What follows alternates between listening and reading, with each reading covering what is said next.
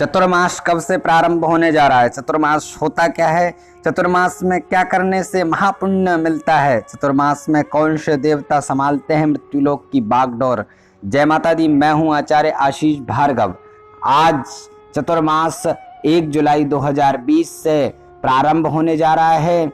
इस बार यह चतुर्मास 4 महीने की जगह कुल 5 महीने तक चलेगा और 160 वर्ष बाद ऐसा संयोग बना है जिस समय अधिक मास और चतुर्मास का संयोग बन रहा है। ये बेहद खास रहने वाला है सभी के लिए।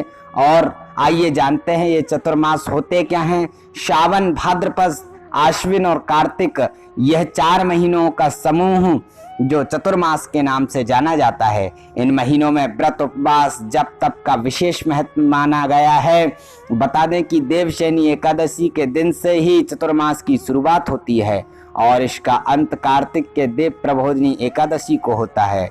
कहा जाता है कि विष्णु जी योग निद्रा में लीन रहते हैं और इसी वजह के चलते इन महीनों के दौरान कोई भी शुभ या मांगलिक कार्य करना वर्जित होता है। चतुर्मास का बेहद महत्व है।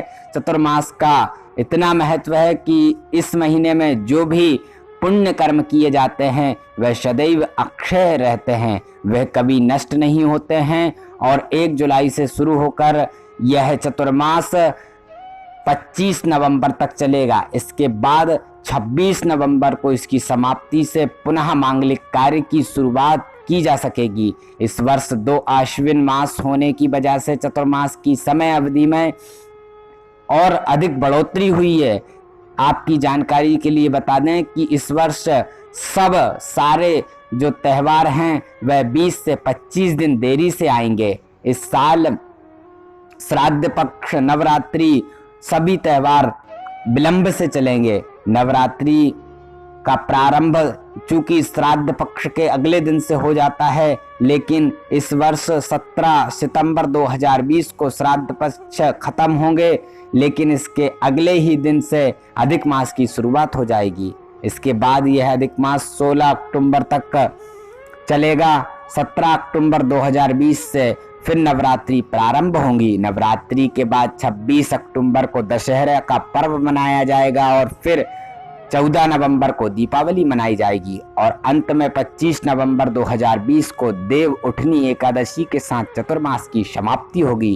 कहा जाता है कि चतुर्मास का उपयुक्त फल प्राप्त करने के लिए इन 4 महीनों में जप, तप और शुभ काम में अपना समय व्यतीत करना चाहिए। इस दौरान मांगलिक कार्य, शादी, मुंडन, गृह प्रवेश इत्यादि को वर्जित माने गए हैं। इस समय यह नहीं करना चाहिए। साथ ही इस समय यात्रा करने से भी बचना चाहिए। चतुर्मास के बाद शादी विवाह पुनः किए जा सकेंगे।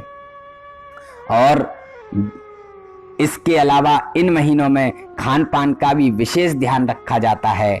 इसके पीछे मान्यता है कि इस समय इंसान की पाचन शक्ति अन्य समय के मुकाबले थोड़ी कमजोर हो जाती है और साथ ही खाने पीने की चीज़ों में बैक्टीरिया की मात्रा भी अधिक हो जाती है। इसलिए इस समय खान पान का विशेष ध्यान रखना चाहिए। और वैसे तो यह पूरा ही समय बेहद शुभ माना जाता है, लेकिन इनमें से श्रावण का महीना सबसे महत्वपूर्ण होता है। मान्यता है कि इस समय इंसान इस माह में भागवत कथा का पाठ या भगवान शिव का पूजन, धार्मिक अनुष्ठान या दान पुण्य करता है, उसे अक्षय पुण्य प्राप्त होता है। बताया जाता है कि जब भगवान विष्णु योग निद्रा में जाते हैं तो वो सृष्टि का सारा कार्यभार भगवान शिव को सौंप देते हैं और यही वजह है कि इस समय भगवान शिव और उनके परिवार की पूजा का अत्यंत महत्व होता है। यह चतुर्मास अत्यंत महत्व एवं बहुत ही पुण्यदायक होता है। इस समय भजन, पूजन, दान का बहुत महत्व होता है। इसलिए आप सभी भजन, पूजन और दान पुण्य इस चतुर्मास में कर सकते हैं, भगवत आराधना कर सकते हैं। जय श्री गणेश, जय श्री राम।